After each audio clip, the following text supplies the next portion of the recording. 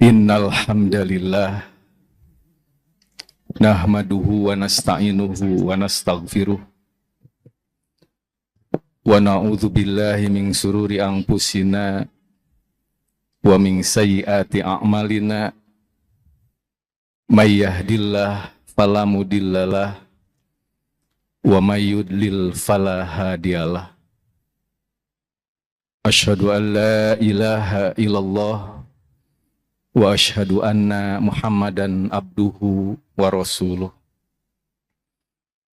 Ketua PBW Persistri yang kami hormati dan seluruh taskil, dan juga tidak lupa kepada seluruh pimpinan daerah Persistri se-Jawa Barat dan juga PC Persistri se-Jawa Barat yang bisa hadir pada kesempatan kali ini. Alhamdulillah, pada pagi menjelang siang ini kita bisa berkumpul di tempat yang mudah-mudahan diberkahi oleh Allah Subhanahu wa Ta'ala. Saya sebenarnya sudah menolak, Bu, untuk mengisi di sini karena hari ini saya tadi ada mengisi jadwal di Piade, tapi dipaksa oleh PW Persistri Numawi. Alhamdulillah, saya sampai dijemput naik motor ke Valentino Rossi, sehingga bisa bersilaturahim dengan jamaah Persistri se-Jawa Barat. Untuk kesempatan kali ini, saya mendapatkan tugas untuk menyampaikan materi yang tentang bagaimana bijak dalam kebaikan dan waspada dari dosa. Bagi saya ini merupakan sebuah amanah yang berat, karena jangankan untuk bijak dalam kebaikan, untuk melakukan kebaikan pun kadang-kadang kita masih diberikan perasaan atau berat dalam melaksanakannya. Apalagi harus dibarengi dengan kebijakan. Karena memang untuk melakukan kebaikan itu Allah Subhanahu wa Ta'ala pun sudah menyampaikan ud'u ila sabili rabbika bil hikmati wal mau'idotil hasanah. Makanya waktu saya pulang dari Mesir, saya merasa bahwa ilmu yang saya dapatkan dari Al-Azhar itu sangat begitu luar biasa. Tapi ada persoalan yang ada di dalam diri saya, bagaimana saya bisa menyampaikan ilmu atau kebaikan itu kepada umat. Maka saya mengambil pelajaran dari apa yang pernah dilakukan oleh cucu Rasulullah Shallallahu Alaihi Wasallam, Hasan dan Husain. Pada waktu itu Hasan dan Husain radhiyallahu anhuma ro'aya saykhon, melihat ada seorang kakek-kakek, di mana kakek-kakek tersebut la yuhsinu al-wudu'a, wudunya tidak baik. Maka Hasan dan Husain yang masih kecil pada waktu itu mau ditegur langsung. Mungkin kalau sekarang saat ini ibu-ibu ketika menegur suami salah langsung, "Bapak ke masjid atuh." Tah. Loh, kumaha, Bu? Ngadang. Ibu-ibu visual semua harus kelihatan. Mudah-mudahan kelihatan. Yang terhalang oleh tihang bayana. Waktu itu Hasan dan Husain, Bu, mau menegur seorang kakek, salah wudunya, tidak langsung, "Kek, wudunya salah." Enggak. Tapi Hasan dan Husain berdiskusi. Salah satu di antara keduanya datang kepada kakek tersebut mengatakan, "Kek, saya Hasan dan Husain mau lomba wudu." Kakek jadi hakimnya, jadi jurinya. tolong kakek nilai siapa di antara saya, Hasan dan Husain, yang paling baik wudunya. Kata si kakek tersebut, baiklah katanya. Akhirnya Hasan dan Husain pun wudu, Bu. Wudu, Hasan wudu ditilai, Husain wudu ditilai. Setelah beres, Hasan dan Husain bertanya, Kek, siapa yang paling baik di antara saya, Hasan dan Husain wudunya? Kata itu kakek-kakek, antuma kalian berdua ahsan. Kalian berdua wudunya dua-duanya bagus. Kakek yang tidak bagus. Maka kakek kemudian akhirnya wudu sesuai yang diperlihatkan oleh Hasan dan Husain tanpa membuat si kakek menjadi malu. Inilah salah satu contoh memberikan kebaikan, menyampaikan kebaikan tapi dengan bijak. Tidak langsung. Makanya dulu, Bu, saya pulang dari Mesir mengikuti kegiatan hypnot teaching, hipnoterapi sampai NLP, Neuro Language Programming.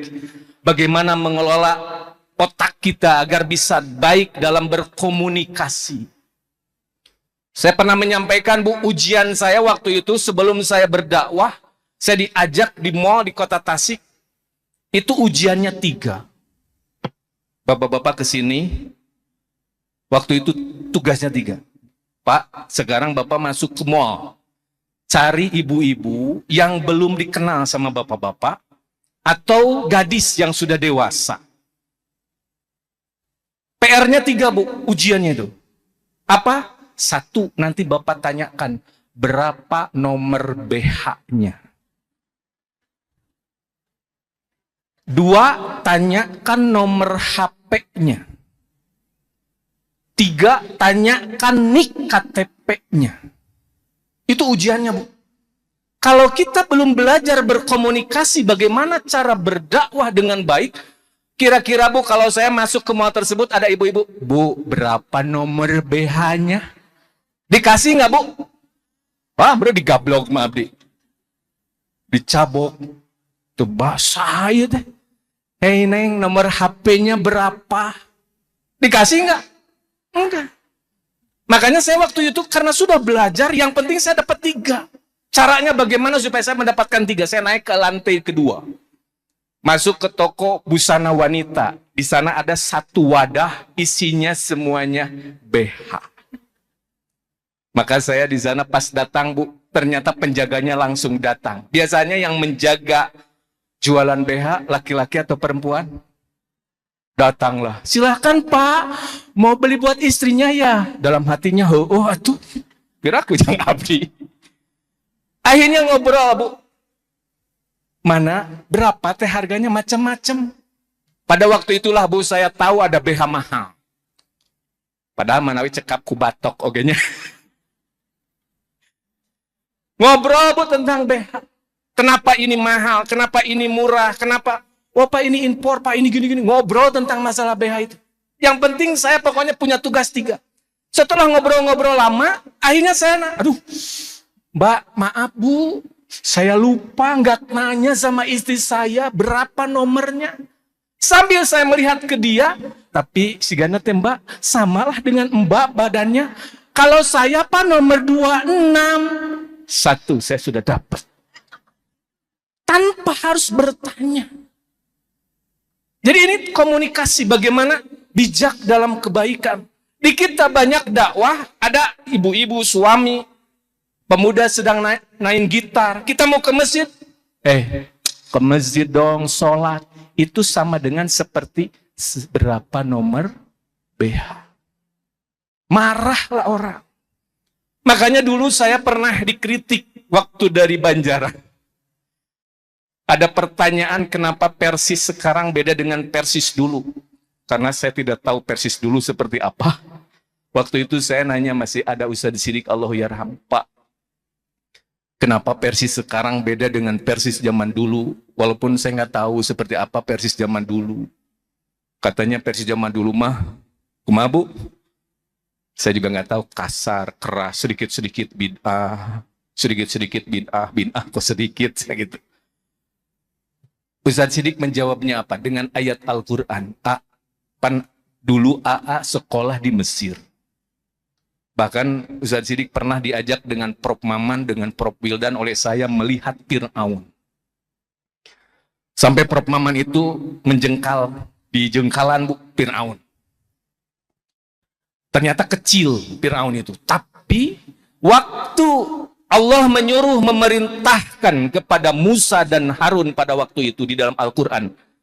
Idhaba ila fir'auna innahu togho. Ustadz Sidik menyampaikan ayat itu. Bukankah Allah dulu menyuruh Musa dengan Harun berdakwah kepada Fir'aun karena sudah togo, melampaui batas, mengaku diri sebagai Tuhan? Allah memerintahkan kepada Nabi Musa saja berdakwah kepada Fir'aun. Wa qula lahu qawlan layyinan. Ucapkanlah dengan bahasa yang lemah lembut. Musa berdakwah kepada Fir'aun. Pangbaong pangborongong. Nah, depan Fir'aun teh. Tapi Allah memerintahnya. Wa qula qawlan layyinan. Ucapkanlah dengan bahasa yang lemah. Masa kata Ustadz Sidik kita mau dakwah kepada sesama muslim menggunakan bahasa yang kasar, yang keras. Nah inilah Bapak, Bu. Jadi ketika saat ini kita pun diperintahkan untuk bijak dalam melakukan kebaikan. Harus tahu bagaimana cara metode berdakwah. Saya pernah mempraktekkan, datang ke sebuah kampung di sana tempat penduduknya pabrik tas kantong. Dikirim ke Jawa, ke Sumatera. Waktu itu saya ingin mencoba mempraktekkan hasil pendidikan saya tentang bertanya tentang tadi yang BH. Saya masuk ke sana, langsung ngobrol. Asep dari mana? Dari Tasik, Pak. Oh, ada apa ke sini? Saya ingin tahu, Pak, di sini tentang pembuatan tas. Kemana saja ngobrol. Asep dulu dari mana? Saya dari Tasik. Terus sekolah di mana? Di pesantren, dilanjut ke Mesir. Pas disebutkan ke Mesir, itu langsung yang ngejahit tas, bahkan pemiliknya si Pak Hajinya lah. Asep dari Mesir? Gimana di Mesir? Saya ceritakan di Mesir, bagaimana hebatnya orang-orang kaya di Mesir. Setelah sekian saya ceritakan tentang Mesir, sampai kemudian pemiliknya datang. Gitu ya orang Mesir. Pak, rahasia orang kaya di Mesir, sampai wanita yang pakai cadar menggunakan mobil-mobil mewah, Jaguar, Rolls Royce, itu mereka usahanya, bisnisnya, karena mereka sebelum berdagang, berusaha, mereka tidak pernah lupa dengan zakat. Ternyata langsung, Asep, zakat itu apa? Berarti dia tidak paham apa itu. Maka saya jelaskan. Setelah dijelaskan, Asep gimana ini? Bapak selama ini jualan gak pernah zakat. Ya Bapak kalau ingin kayak orang Mesir yang sukses usahanya dengan zakat, terserah. Kalau mau zakat silahkan, tidak juga itu terserah. Karena zakat sama dengan sholat ibadah Pak. Sep tolong punya Bapak ditulis, dihitung berapa zakatnya. Setelah dihitung sama saya, terus saya kemanain? Kalau Bapak percaya sama saya punya lembaga. Waktu itu masih PJU. Nitip ya, saya bayarkan. Setelah kurang lebih 3 bulan saya ke sana lagi, saya tiba-tiba pas ngucapin Assalamualaikum, pemilik pabrik tas tersebut tiba-tiba melihat saya langsung, dia memeluk saya. Asep terima kasih, gara-gara saya bayar zakat, omset Bapak sekarang 300 kali lipat. Lebih banyak yang pesan. Itulah metode dakwah. Bijak dalam menyampaikan kebaikan. Bayangkan kalau saya waktu itu datang ke pabrik tas, Pak, sok zakat tara. Wah, kemudian digablok jika nu tadi, wah. Berapa nomor? Iya, marah. Dan tentu saja, Bu, karena saya diberikan waktunya 30 menit. Yang kedua itu berhubungan dengan waspada dengan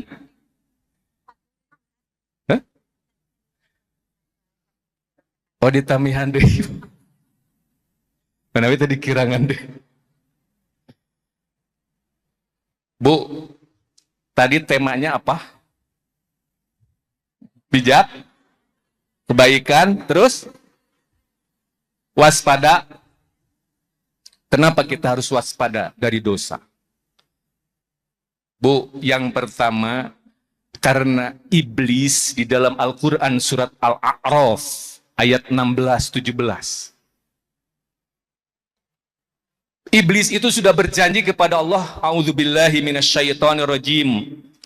Qala fabima agwaitani udanna lahum siratal mustaqim. Jadi Bu, iblis itu kepada Allah sudah berjanji, ya Allah, karena engkau telah menetapkan saya tersesat, maka ya Allah dengarkan bahwa aku akan menggoda semua manusia dari jalan yang lurus, dari siratal mustaqim. Tsumma la'atiyannahum min baini aydihim wa min khalfihim wa an aymanihim wa an sama'ilihim. Sehingga Bu, iblis janjinya kepada Allah dengan setan itu akan menggoda manusia dari depan, dari belakang, dari kanan, dari sebelah. Setiap penjuru digoda. Sehingga tujuan iblis di ujung ayat tersebut disampaikan, wala tajidu aktsaruhum syakirin. Sehingga ya Allah, engkau akan mendapatkan kebanyakan manusia tidak akan bersyukur kepadamu. Jadi Bu, tujuan iblis menggoda manusia itu supaya tidak makanya masuk ke masjid, pinau, mending di luar weh. Tete iblis mah bungaheun.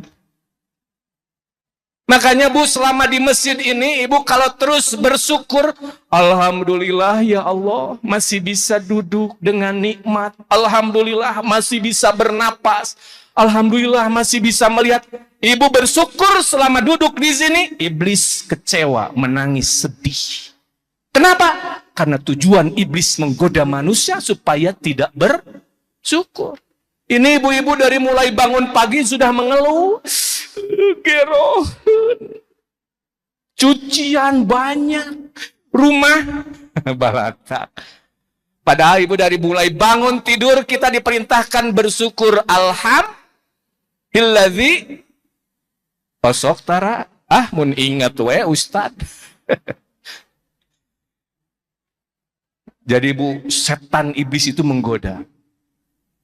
Tapi karena memang Bu, iblis sudah berjanji seperti itu, bahkan di dalam hadis iblis berkata kepada Allah, bijalalika, dengan kemuliaanmu, wahai ya Allah, selama engkau la abrohu, aku tidak akan pernah biijati wa jalalika. Kata iblis kepada Allah, demi kemuliaanmu dan keagunganmu, la abroh, saya tidak akan pernah berhenti, uguya bani Adam, akan terus menggoda bani Adam, madamatil arwah, selama manusia masih ada nyawanya.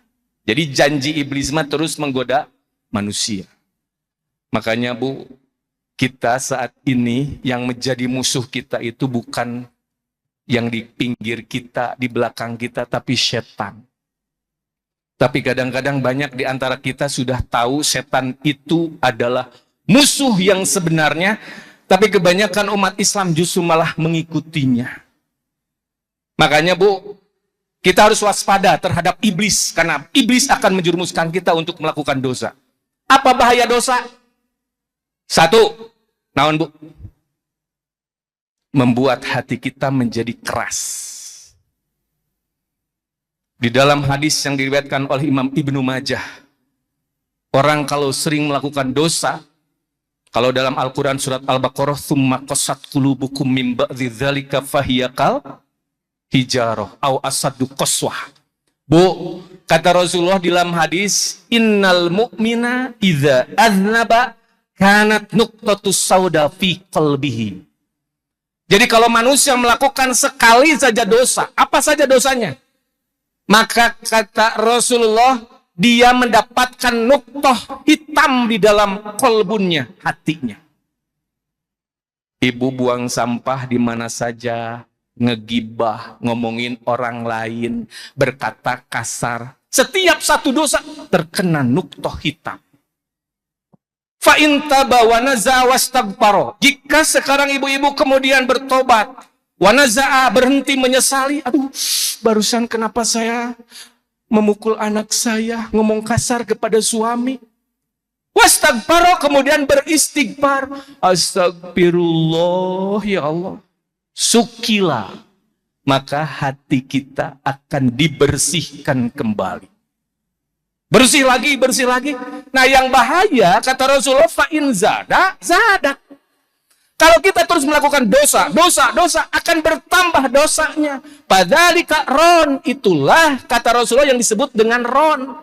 Sebagaimana Allah menyampaikan di dalam Al-Quran, kalla balrona ala qulubihim makanu yaksibun. Jadi ibu, kalau kita terus melakukan dosa, maka kata Rasul akan terus bertambah. Itulah yang disebut dengan ron yang dinyatakan di dalam Al-Quran surat Al-Mutaffifin ayat 14. Kalla balla balrona, sekali-kali tidak balron. Manusia akan memiliki ron, menghalang, tameng, perisai. Lala makanu yaksibun, dari apa yang telah kalian lakukan dosanya. Makanya Bu, orang kalau terus melakukan dosa, itu dinasehatin pakai dalil, Al-Quran, hadis, dinasehatin oleh ustadz pun gak akan mempan. Bu, PW Persistri, PW Persis mau membangun kantor, minta sodakohnya ya, infaknya per anggota sekian. Ngunah weh, aing nu digawena. Persistri mah PW menta weh sangunahna. Itulah kalau dia terlalu banyak melakukan dosa. Bu, Ali bin Husain yang dikenal dengan Ali Zainal Abidin, itu termasuk cucunya Rasulullah, cicit berarti. Jadi Husain itu punya anak. Husain itu ayahnya Ali. Ternyata Husain punya anak namanya juga Ali bin Husain, yang sering dikenal Ali Zainal Abidin. Beliau Bu, dalam riwayat disebutkan, walaupun ada beberapa riwayat, itu setiap malam 100 orang miskin di Madinah setiap pagi-pagi mau keluar dari rumahnya, selalu ada gandum, selalu ada sembako. Dari mana ini ya? Itu tidak ada yang tahu, kurang lebih 30 tahun. 100 orang miskin di Madinah setiap keluar dari rumah. Ini siapa ya? Ini siapa ya? Masya Allah. Orang miskin tidak ada yang tahu, sependuduk Madinah. Pas Zainal Abidin, Ali Zainal Abidin meninggal, dimandikan, dibuka bajunya, di pundaknya ada hitam bekas meminggul karung. Zainal Abidin meninggal, tidak ada lagi setiap orang miskin keluar makanan. Oh, berarti yang setiap malam membagikan sembako, gandum, roti, makanan itu adalah Ali Zainal Abidin. Masya Allah, Bu. Ada orang yang bersedekah tapi tidak ingin diketahui oleh orang lain. Kenapa Ali Zainal Abidin melakukan hal itu? Karena menurut para ulama, dia tidak ingin membuat orang yang diberinya malu bahwa dia orang miskin, saya orang kaya. Di kita, makanya saya sering menyampaikan kelas, ya, ini dipoto, terus dipang-pang di flyer, kasihan itu. Nah itu bijak dalam kebaikan. Bagusnya diburamkan wajahnya, atau nggak usah dipoto pakai orang yang diberinya seakan-akan. Karena memang di kita Bu, kalau tidak dipoto tidak disebut amanah. Mana buktinya gitu. Nah itu yang terjadi di kita. Karena kita akhirnya menuntut lembaga-lembaga itu menjadi riya. Dan akhirnya orang-orang miskin pun banyak yang minder. Bu, ini ada pembagian, dipoto cina gitu. Takut ada di player katanya. Jadi inilah bijak. Jadi nomor 1 itu hati-hati Bu.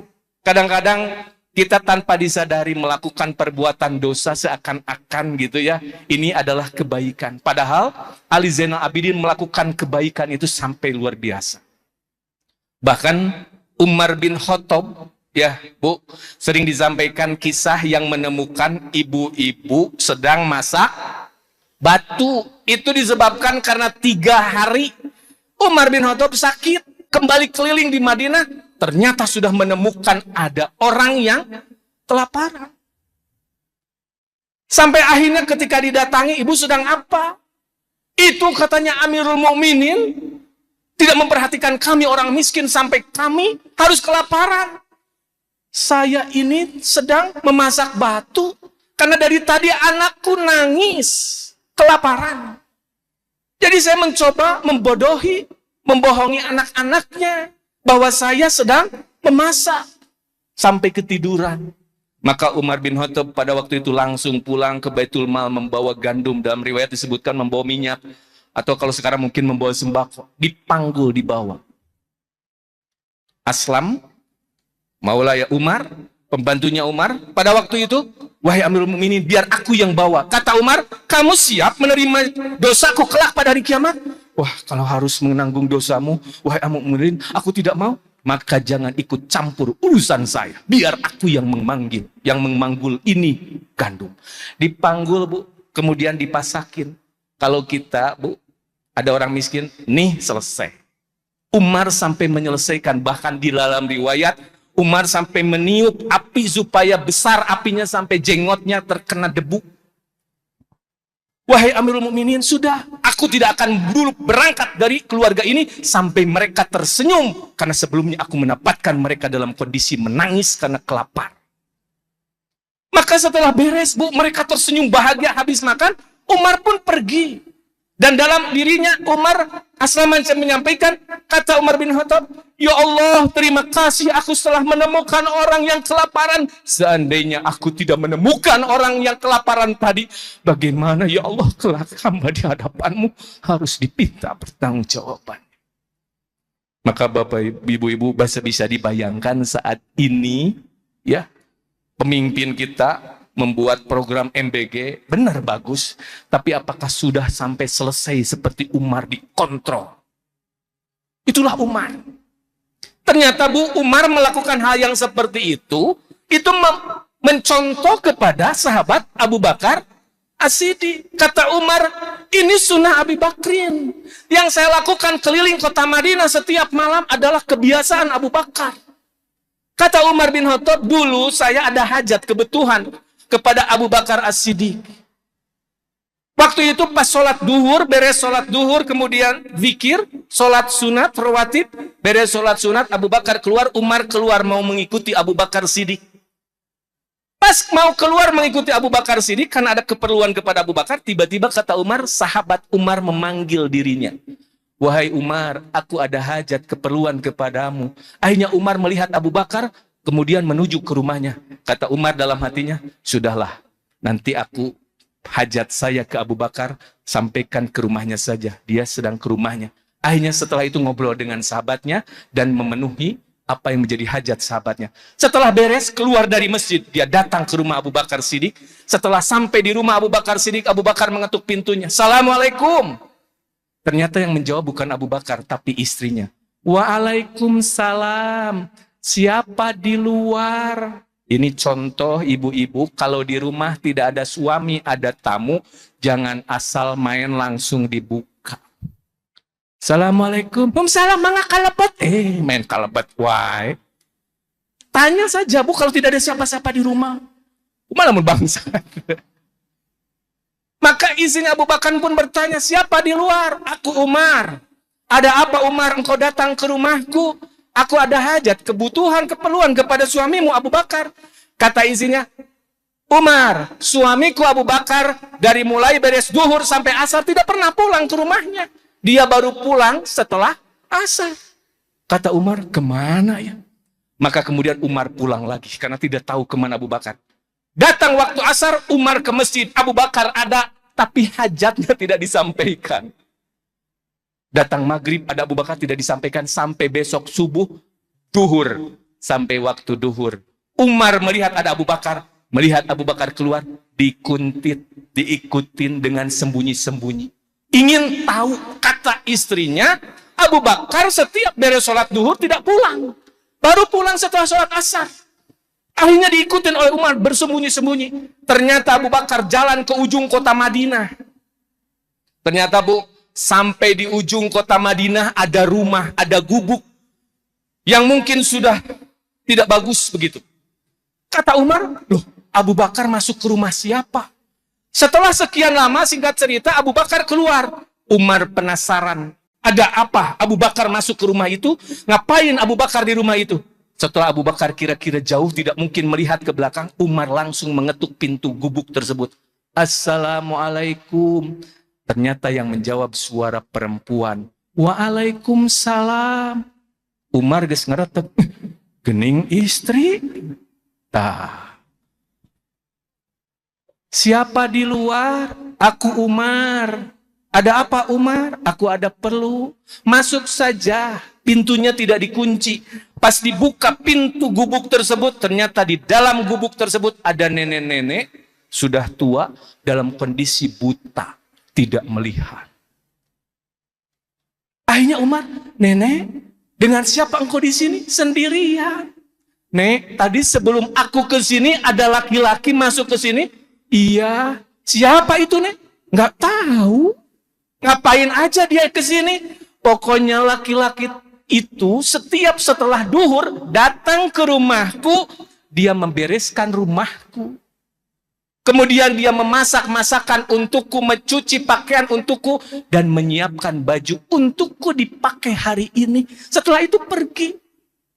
Kata Umar, Masya Allah, Abu Bakar Siddiq melakukan kebaikan. Jangan sampai ada orang lain tahu.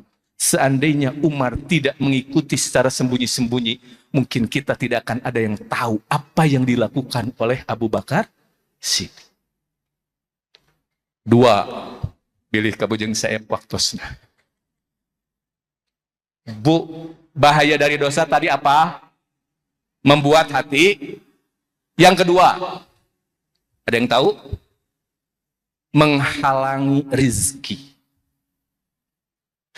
Kemari katabrak budak, ayeuna salaki ke rumah sakit. Ada masalah, terus masalah. Terus masalah.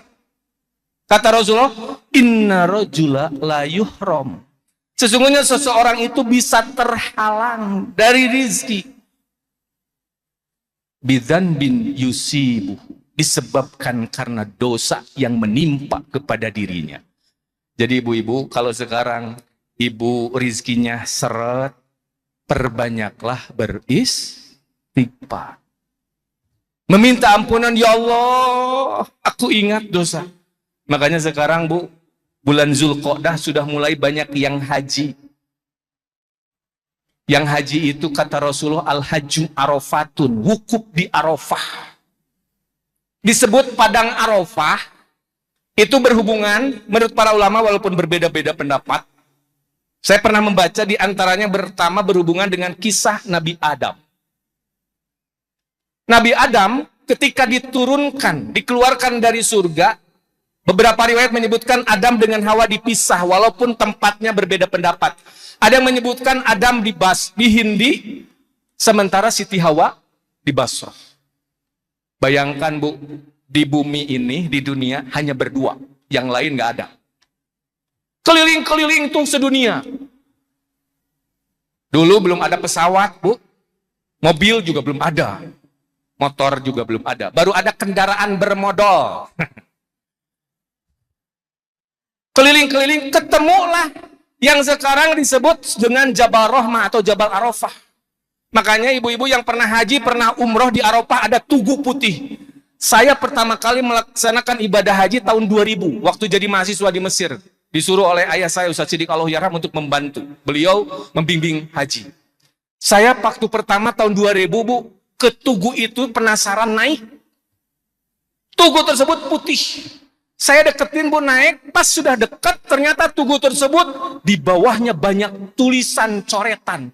Pas saya baca, ternyata coretannya milik orang Indonesia. Bu Nining Kuningan, Asep Cimahi, ditanda tangan. Itu tahun 2000, Bu. Masya Allah. Karena ada yang menyebutkan kalau belum punya jodoh, katanya, kalau ke Jabarama dapat, nah itu mitos, Bu, tidak ada menyebabkan punya jodoh. Itu orang. Saya pulang tahun 2004, 2010 saya mendapatkan tugas lagi membimbing. Pas datang 2010, Bu, ke Jabal Arafah, saya naik lagi. Tugu yang tadinya seluruhnya warnanya putih, itu hampir setengahnya 3 meter ke bawah dicat hitam oleh pemerintah Saudi supaya tidak dicoret oleh orang Indonesia. 2010 saya melihat, dicat hitam. Saya pulang. 2011 berangkat lagi, ternyata orang Indonesia bawa spidol putih. Coret lagi. Masya Allah. Waktu itu disebut Padang Arafah di sana. Arafah itu dari Arafah, saling mengenal, mengetahui. Adam dengan Hawa keliling dunia, ketemu lagi di sana, saling mengenal kembali. Disebut Padang Arafah. Engkau Adam, engkau Hawa. 1. 2. Setelah saling mengenal Adam dengan Hawa, maka Adam dengan Hawa Arafah dzanbahu, mengetahui dosanya. Kenapa kita dikeluarkan dari surga? Gara-gara apa, Bu? Mendekati pohon buah? Bu, setelah mengetahui dosanya, maka Adam Arafat taubah, mengetahui cara bertaubat. Maka di Padang Arafah, orang yang wukuf diperintahkan mengenal, mengetahui apa dosa-dosanya, dan meminta taubat kepada Allah. Makanya Bu, inilah hati-hati ketika saat ini terlalu banyak melakukan dosa, bisa jadi membuat kita menjadi seret dalam urusan rizki. Sehingga bisa jadi saat ini orang-orang yang terus melakukan dosa setelah keras hatinya, rizkinya, kemudian menjadi susah. Mudah-mudahan untuk sementara dicukupkan dulu sekian, Bu. Karena ada 2 pemateri, sehingga mudah-mudahan bisa menjadikan bekal bagi kita agar kita bisa lebih bijak dalam melakukan kebaikan dan lebih waspada terhadap dosa. Karena memang dalam berdakwah, menyampaikan kebaikan itu membutuhkan ilmu yang lain. Dan terutama bisa jadi ketika kita belum mampu untuk melakukan kebaikan, minimal kita bersaing dengan para pendosa untuk selalu bisa menjauhi dosa-dosa, sehingga kita pun di hadapan Allah memiliki bukan hanya dosa, tapi memiliki kebaikan karena kita sudah berusaha, berupaya bagaimana bisa menjauhi perbuatan-perbuatan dosa. Itu saja. Aku qouli hadza wa astaghfirullah li wa lakum. Assalamualaikum warahmatullahi wabarakatuh.